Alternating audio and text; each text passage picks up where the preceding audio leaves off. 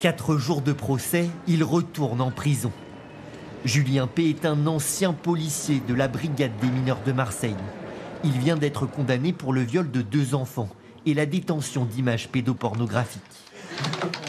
Après des mois d'enquête, la justice révèle le parcours d'un dangereux pédocriminel. Les premiers soupçons commencent fin 2020. Sa hiérarchie découvre des SMS tendancieux envoyés par Julien P. à un adolescent. Il venait de déposer plainte au commissariat. Le comportement de Julien P. vis-à-vis des adolescents alerte ses collègues, comme nous le révèle l'un d'entre eux. Il avait des attitudes qui ne respectent pas trop les codes d'un homme avec un enfant. Voilà, il pouvait appeler des victimes mon loulou. Quand on arrivait dans le bureau, il pouvait se mettre à leur hauteur et voilà, mettre la main dans le dos. Après, on pouvait penser que c'était de l'affection, mais toutes ces attitudes-là, c'est pas énormément de monde qui les avait, quoi. Malgré ces alertes, la hiérarchie de Julien P. préfère garder le secret pendant des mois. Incompréhensible pour ce policier. Pour moi, après, dans l'idéal, un chef de service ne doit même pas se poser la question. Il a un effectif ou il a un soupçon, et ben on le lève en fait. Et il y a des services compétents pour ça. Ça n'a pas été fait. Ou trop tard. Très très tard. 8 mois après, le parquet de Marseille finit par ouvrir une enquête.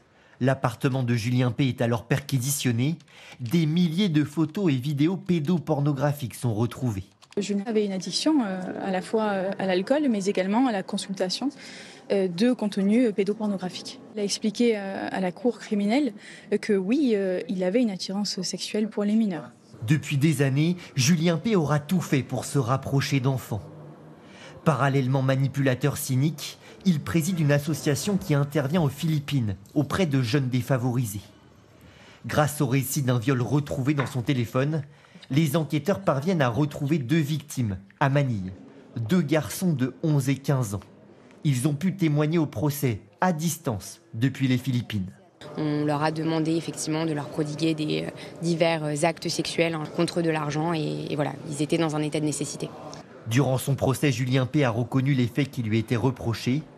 Après avoir purgé sa peine, il aura l'interdiction d'exercer une activité professionnelle ou bénévole en présence de mineurs.